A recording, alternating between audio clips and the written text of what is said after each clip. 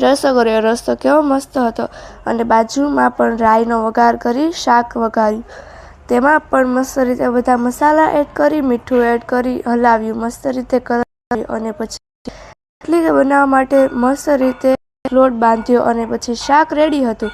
પછી રોટલીને મસ્ત રીતે ગોળ વણી અને પછી તેને મસ્ત રીતે સેડવીને જોઈએ તો મસ્ત રીતે ફૂલી અને આવી રીતે રોટલી બની ગઈ. પછી તો કચરાવાળો આવ્યો, તેથી હું કચરો નાખી આવી અને પછી મારી બેનને સ્કૂલે મોકલી અને પછી અમે ખાવા બેસી ગયા. ખાવાનું મસ્ત ટેસ્ટી બન્યું હતું. પછી મને થોડુંક સિલાઈ કરવાનું મન થયું એટલે હું મશીને બેઠી અને મસ્ત ઢીંગલીના કપડાં સીવ્યા. પછી બપોરે જોયું તો મારી બેન સ્કૂલેથી પાછી આવી ગઈ હતી. પછી તેણે બૂટ મોજા કાઢી. અને આવા જ વ્લોગ જોવા માટે અમારી ચેનલને કરો સબસ્ક્રાઈબ.